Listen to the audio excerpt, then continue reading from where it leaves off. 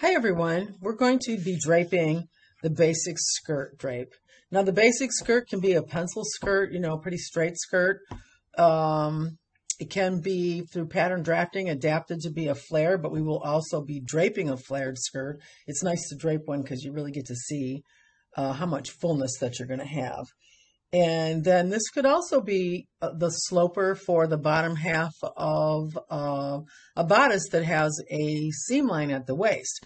So it's going to be very versatile to use it in other respects, but we're going to just begin draping what's called the basic skirt. So it's part of your basic set of patterns. I'm going to work on the half scale one today so that I'm working the same as you and we won't be talking about different measurements, but you're going to need to cut fabric and prep it. So remember in the past we cut the fabric bigger. We're going to be draping from the waist to the bottom of the dress form and from the center front to the hip, and then we'll do the center back to the hip. So it's always good to add about 2 inches up at the waist and come down to the bottom of your form. So I've got about 13 inches here in length. I actually cut a 15-inch piece by 10. If we go sideways at the hip and we add an inch or two, we need an inch at the front to fold under. That's 8. So make your sample about 9 by a minimum of like 14 inches. So get those samples cut, press them, make sure they're nice and smooth. And then we're going to be taking some other measurements that are important in working on skirts. And one of them is called your hip depth. So we want to measure from the center front waist to that line that's our hip, and on the half scale it's 4 inches. I'm going to write that down. If you look on page 72 in your textbook, there's actually a place where you can write that down. So my hip depth on a half scale is 4 inches. We need the hip arc, which is from the center front to the side seam. And so here in half scale, this is 4 3/4 inches. So I'm going to record that so I know what that measurement is. So you're going to take your fabric and you're going to mark it with that 1 inch front line. I want that marked so that you're working with a fold at the center front and not a raw piece of fabric. And you're going to be marking this fabric with some of these measurements that we just took. So your fabric should be marked with the center line and that fabric, that 1 inch turned under.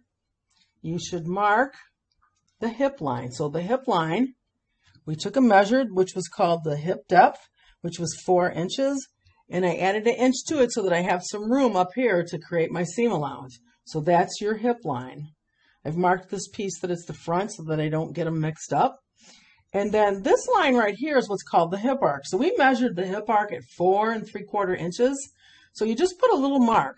Then you come over a ½ inch. This ½ inch is what's called wearing ease. So we're adding some ease into the garment. And then the next line is a ½ inch seam allowance. Because we're making a straight skirt, that's what's going to happen at the bottom. We're going to incorporate a dart, and this will change over here.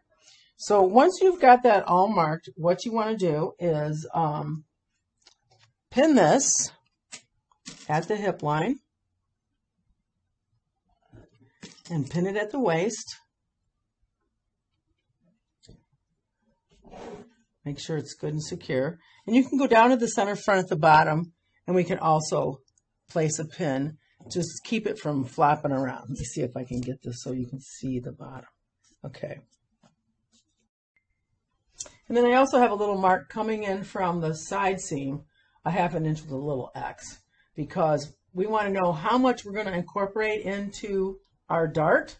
And so the next step, after everything's marked, you've pinned it down the front, take your hip line and follow that ribbon on your dress form to the hip, and you'll see that this mark, that's the arc, is actually at that side seam, but we want to now push this back so that we're incorporating some wearing ease. If we were to make this the exact hip measurement, and it's not in a knit fabric, it's in a woven fabric, like you're making a nice suit and it's out of a worsted wool, you wouldn't be able to sit down in it because it would be so tight that you couldn't bend and sit down. So that's why we have to build in the wearing ease. So once I've pinned it here at that side seam where the hip arc is, I can come down and I can also pin the bottom. And you'll see this is your side seam, and here is your seam allowance already worked in. So we've got a little bit of wearing ease from the hip down. So from the hip line up, what we want to do is we want to smooth up, but we're not going to follow this as a straight line because our hip is curved. So this little line that we made at the top that was over a ½ inch, we're going to bring that over to the side seam. So that's what's going to help us create that curve at the hip line. And I'm going to pin this there. And this is going to be the extra fabric that we work into a dart.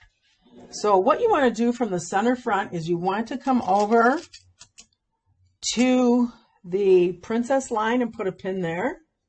And then we're going to just clip the fabric here at the waistline. Oops. Because we want to release where it's tight.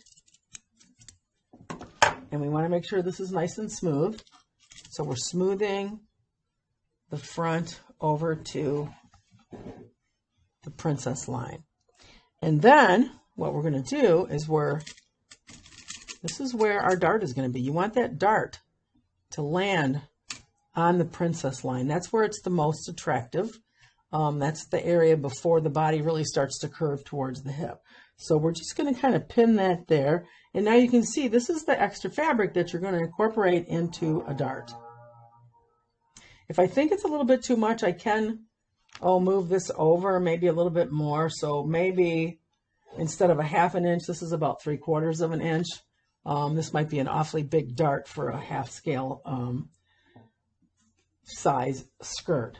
What happens is if the uptake of the dart at the top is too big, it's going to make your dart too long, and it's going to make the dart poke out. We want to curve the garment to follow the body. So I've just moved that over. Maybe it's about 3/4 inches from that side line. And I'm going to kind of push up on it later, make sure that it's up all the way. So the next thing we're going to do is make the dart. So some of the numbers I'm going to talk about are half scale. When you go to full scale, they'll be a little bit different. So I'll kind of mention them here, but I don't want to do anything that's real confusing. So I've clipped there. I'm going to clip a little bit over here too, just to sort of release that seam allowance up at the top. And what you're going to do is mark from the princess seam over to how big we want the dart to be. We would never want to have a dart at the waist that's 1 inch wide. Even in full scale, that's going to be much too big of a dart. And like I said, it will make it pointy at the bottom. So in full scale, you're coming over from that princess seam 5/8 of an inch, but that's going to be a little bit too much for a half scale size dress. So we're going to come over about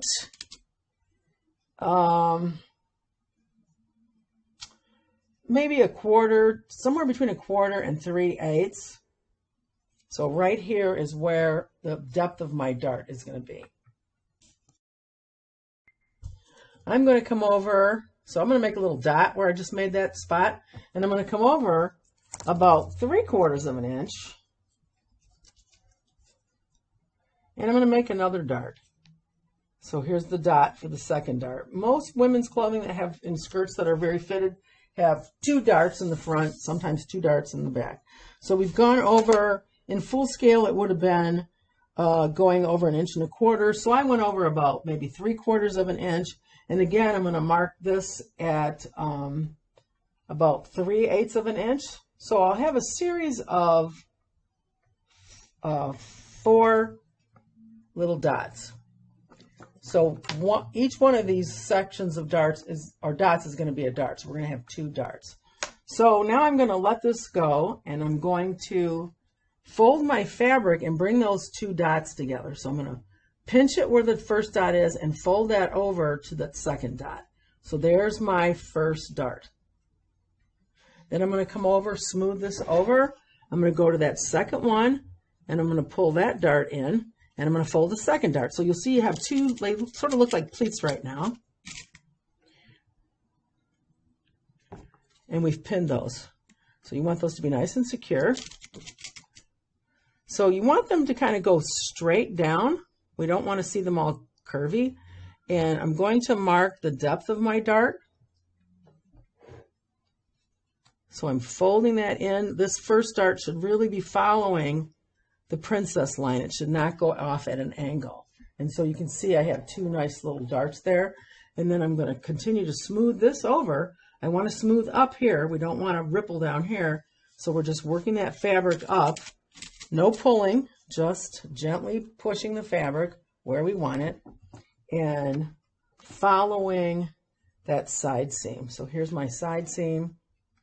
Here's my side seam. Here's my side seam. So we want to leave a little bit of wearing ease. That's why we had that little mark. I'm pushing a little wearing ease back in. So this kind of slid over, so I'm going to push it back because I don't want to lose that wearing ease. So push it back onto your side seam.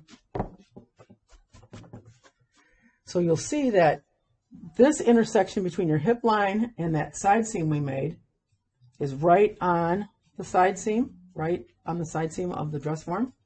I'm going to put 2 pins to keep it from moving. It keeps wanting to move on me.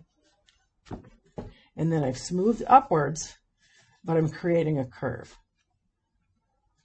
So this straight seam all of a sudden curves to follow the hip. So these lines become not useful anymore, other than the fact that you can see where it would have been if you just did straight fabric. So here's our little darts, and then we're going to mark everything.